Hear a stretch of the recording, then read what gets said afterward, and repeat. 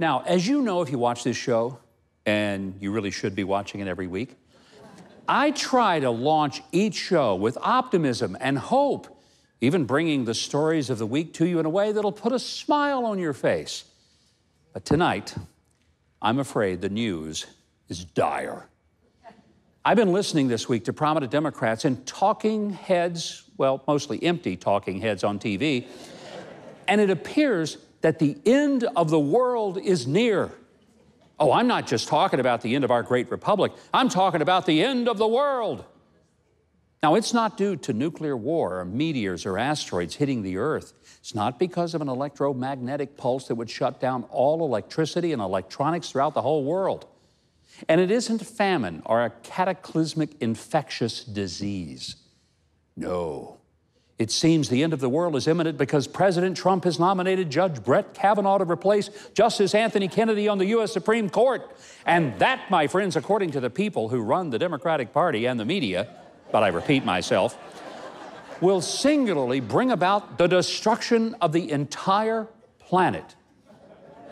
And the remarkable fact is that the folks on the left predicted this apocalyptic demise of our world even before the president made the announcement and gave us the name.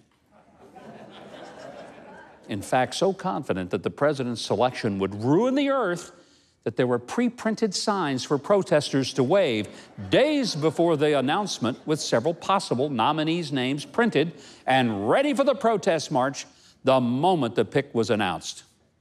Organizations like the Women's March, which, by the way, is only for women who agree to march with their left foot, they're a little slow here, but they're picking it up. They even sent out a news release within seconds of the nomination.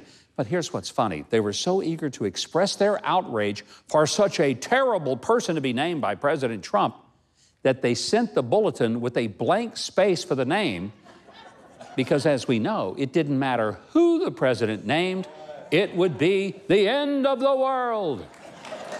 Now, most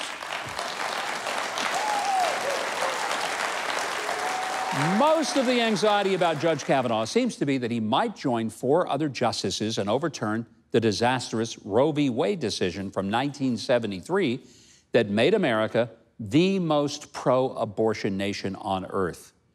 It's now become evident that ripping a baby's limbs from his or her body while in the mother's wombs is the most important policy that Democrats have decided to defend.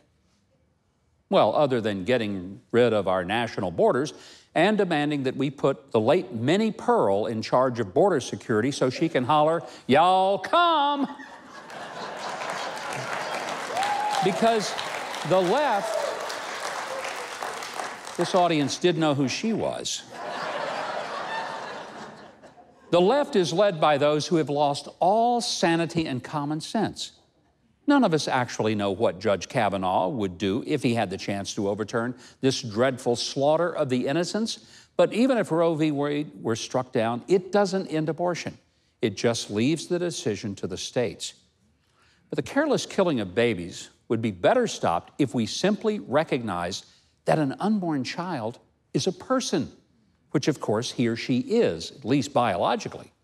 And once we apply science to the law and respect unborn children as persons, every one of them will be protected by the 5th and 14th Amendments, which guarantee that no person can lose life or liberty without due process, and further protected by the 8th Amendment, which prohibits cruel and unusual punishment.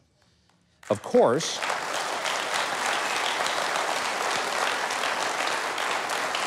we might not ever become that compassionate a culture because, according to the Democrats in Congress and most of the media, our civilization will collapse anyway, just by the mere appointment President Trump has proposed. To be honest with you, I haven't seen this many Looney Tunes since I watched Saturday morning TV when I was 5 years old.